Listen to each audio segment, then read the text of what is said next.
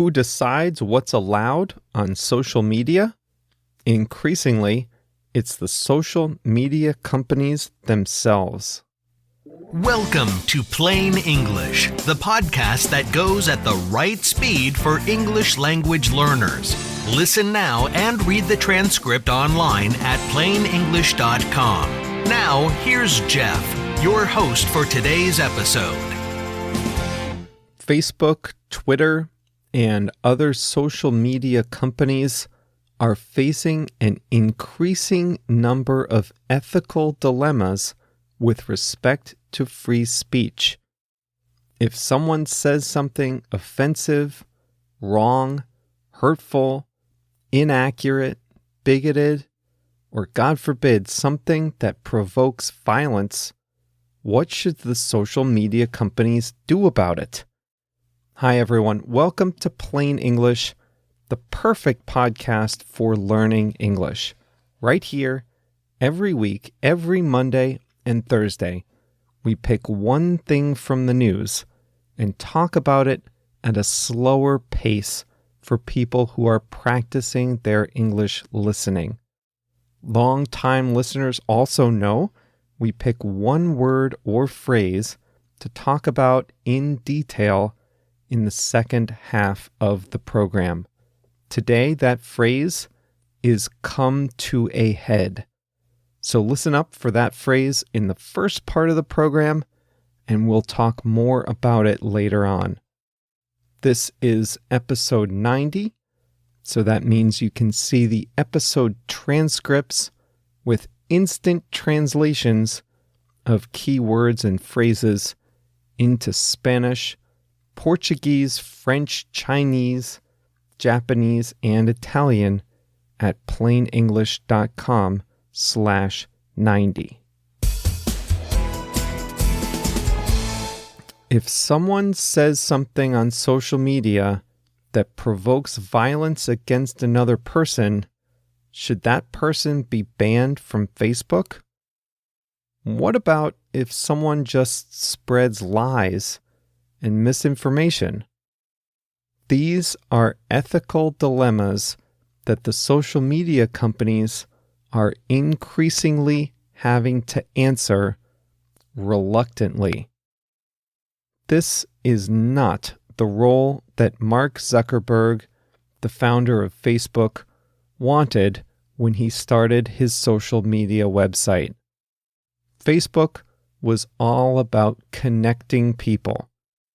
You can criticize the company for any number of things, but all they ever wanted to do was grow and get users to participate on its platform and sell ads that would appear before all those eyeballs. But now the company, founded to connect people, has to decide which of its users to disconnect. And it's not an easy job. The issue has come to a head in the last few months. For starters, Apple, Facebook, and YouTube removed content produced by a website called InfoWars, saying the site repeatedly glorified violence and promulgated hate speech in violation of the community standards. The site's controversial founder immediately said it was a case of big tech censorship. Right around the same time, WhatsApp, which is owned by Facebook, came under pressure to control forwarded messages. That's because in India, somehow, and this is really sad, false rumors accusing people of being child kidnappers spread like wildfire. People forwarded these false rumors to thousands of people at a time. And as a result, huge mobs of people who believed these rumors then attacked innocent people. Over 20 people have been killed by mobs, all because of false rumors. WhatsApp recently limited the number of people you can forward a message to. The limit is now 200 people. And in Myanmar, a minority Muslim community called the Rohingyas have been victims of political violence, and people have been using Facebook to incite hatred and violence against that minority community. Facebook, based in California, polices the platform for offensive posts, but they didn't have a lot of people who spoke Burmese, the language in Myanmar, so they missed a lot of the offensive content. Some of the things that were posted were really, really bad, like almost worse than you can imagine one human ever saying to or about another. And Facebook was caught flat-footed without enough people who speak Burmese to police that content. How did we get here? The social media companies originally took the position that they weren't responsible for the content on their platforms. They were just the technology. Don't complain to them about what users posted. That hands-off approach tended to work when most of the content was people in the United States posting on Facebook about what they were doing that day or uploading family videos to YouTube. The companies could selectively just take down stuff that was blatantly bad, but the stakes were relatively low. But over the years, social media got to be a bigger and bigger part of our lives. And life is complicated. Life is messy. In many cases, life is dangerous and violent. And some of the messiness of life spilled onto social media. In 2010, a college student in New Jersey was secretly filmed doing something that was embarrassing to him. And when the video was posted on Twitter, he was so upset that he committed suicide. In 2016, groups of people in Russia and Eastern Europe bought targeted ads on Facebook that attempted to influence the votes of people in the United States. Some bad actors in the world are now using Facebook to their advantage.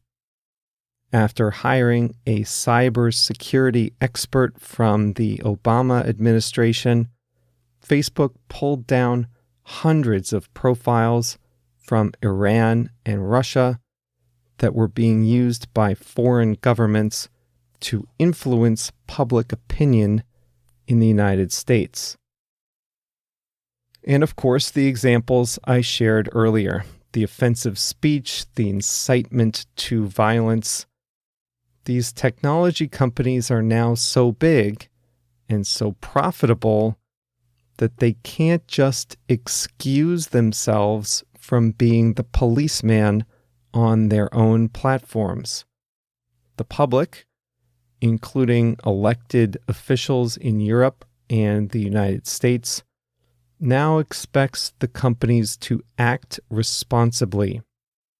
So they each now have elaborately designed community standards that try to balance the ideal of free speech, letting everyone participate, with the reality that they have to actively pull the plug on some types of the worst content. The trouble is determining what is what. If something is just offensive, Should it really be taken down? But if it's offensive and might cause violence, then what? Facebook, Apple, and all these companies now employ thousands of people whose whole job is to look at flagged content and determine what violates the community standards. Now think about what that job could do to a person. If your whole job is viewing offensive videos and speech, how do you sleep at night? God, no good answers, right? You can say what you want about Facebook. They're too big. They just care about profit. They sell your data. Whatever you want to say. But I'll tell you, Mark Zuckerberg never asked for this. Neither did the founders of Twitter or Google. Never in their wildest nightmares did they think they personally would have to be responsible for controlling crazed mobs in India, avoiding election interference from Russia, or stopping ethnic violence in Myanmar. I don't envy their position. On a lighter note, how about we say hi to a couple of listeners? First up, Margarita in Germany. She is studying chemistry, and she's just starting in English. Great to have you along, Margarita. Welcome to this great and complicated language, and happy Oktoberfest. I also want to say thank you to Marcella. She said the topics are interesting, and it's nice to be informed as you practice listening. She left a very nice review of the show on Facebook. Now, that's a good point, Marcella. And not only do you all get to stay informed about things going on in the world, but I also get to stay informed. This is good for me too. So thanks to my two M's, Margarita and Marcella, for saying hi this week. Here's a quick reminder that JR and I send out episode summaries every Monday and Thursday. They summarize the main topic, but they also have links to English articles about that main topic. So if you like the topic, you can choose to read more about it, all in English. If that sounds like something you'd like to get, then go to plainenglish.com/mail, M-A-I-L, plainenglish.com/mail, and enter your details. The English phrase I want to share with you today is come to a head. Here's how you first heard it. The issue of policing content on social media has come to a head lately, with several examples of offensive content leading to violence. An issue comes to a head when it reaches a crisis. This issue about policing content, that has always been out there. The sites have always had community standards. They have always had to make judgment calls about what to leave up and what to take down. People have been happy and people have been angry at what they decide.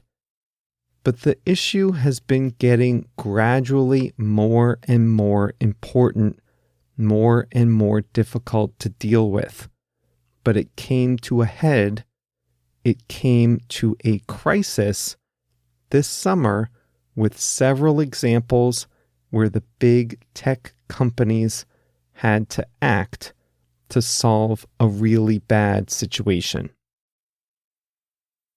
The issue of Brexit is going to come to a head soon. If you remember that episode a couple weeks ago, Great Britain is set to leave the European Union in March, and they don't have a deal on how to negotiate their exit. I just read again that the EU is still trying to determine its own negotiating position, and Britain is no closer to getting support at home for the Prime Minister's plan. In other words, it doesn't seem like they are getting much closer to a solution here in October with just a few months left. I don't know what's going to happen, but this is going to come to a head soon. It's going to come to a crisis, and like it or not, there will be a solution soon. I had a long week at work last week. I had a lot of projects to get done, and I needed to do it all by Friday because I was going to Mexico on Saturday. I also have this little side project called Plain English, and since I record on the weekends, I had to write and record 2 episodes all before I left for Mexico, even as I was balancing my projects for work. I'm recording this on Friday now, and it all came to a head this evening. I didn't finish writing this episode until 10. It's now about 10:30, and I haven't even begun to pack yet. My flight's in the morning. It's all coming to a head right about now. It's all coming to a crisis. But hey, you guys are worth it, so I'll never complain. And skipping an episode was not an option, by the way. This is episode 90.